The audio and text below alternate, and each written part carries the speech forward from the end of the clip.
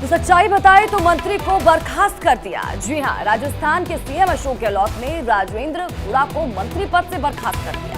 तो राजेंद्र गुड़ा ने विधानसभा में राजस्थान में महिलाओं पर हो रहे अत्याचार पर बात रखी थी, जिसके बाद सीएम अशोक गहलोत बौखला गए और सीधा राज्यपाल के पास पहुंच गए। पूरा मामला क्या, रिपोर्ट देखिए।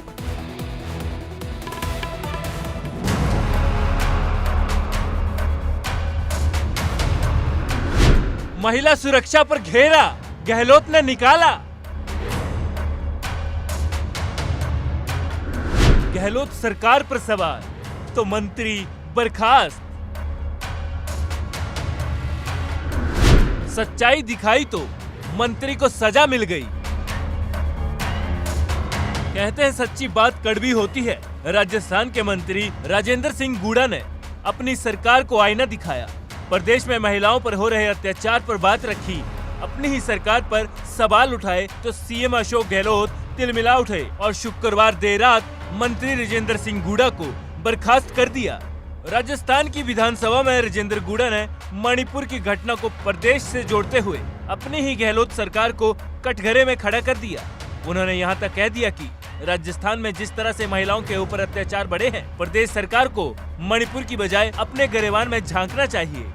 माननीय मंत्री महोदय बैठिए। ये छगन सिंह बोल रहे हैं, आप जानना चाहिए। सच्चाई है कि हम महिलाओं की सुरक्षा में असफल हो गए और ये राजस्थान में जिस तरीके से अत्याचार बढ़े हैं महिलाओं के ऊपर, मणिपुर के बजाय हमें अपने गिरेबान में झांकना चाहिए।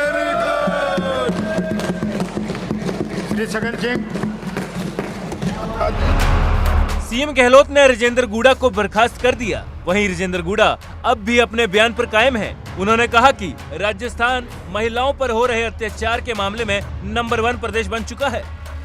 हमें जो ठीक लगा, हमें जो सच लगता है हम बोलते हैं और इसी के लिए हम गए थे। जनता ने इसी के लिए भेजा था। राजेंद्र सिंह गुड़ा ऐसा ही है और किसी भी जगह जब ये है तो अंतरात्मा की आवाज पर चलता हूँ और सच बोलने की सजा मिली है मुझे। राजेंद्र गुड़ा ने सवाल उठाए तो राजस्थान की सियासत में बयानों और प्रतिक्रियाओं का तूफान आ गया। बीजेपी ने गहलोत सरकार के इस कदम की जमकर आलोचना की और कहा कि सीएम अशोक गहलोत को सच स्वीकार नहीं हुआ। देखिए, मेरी सारी शुभकामनाएं और अभिनंदन और प्रशस्ति राजेंद्र सिंह जी गुड़ा के साथ में है, क्योंकि उन्होंने साहस के साथ में हकीकत को बयान करने का काम किया।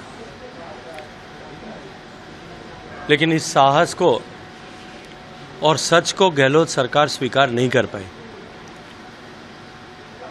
और इस बात पर मुहर सरकार ने अनायास ही लगा दी कि राजस्थान में महिलाओं के सम्मान की बात करने वाला व्यक्ति,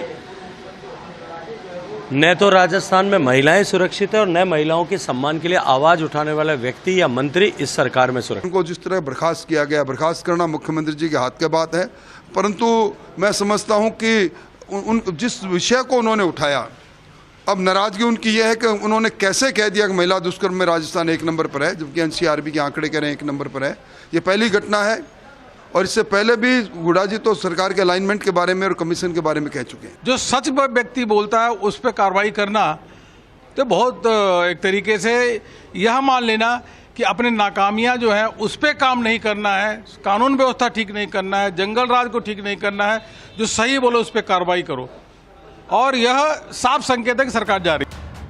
आंकड़ों पर नजर डालें तो राजस्थान में दुष्कर्म और महिला हिंसा को लेकर अपराधों की संख्या लगातार बढ़ती जा रही है। यही कारण है कि राजस्थान पिछले 3 साल से महिला हिंसा के मामलों में पहले नंबर पर है।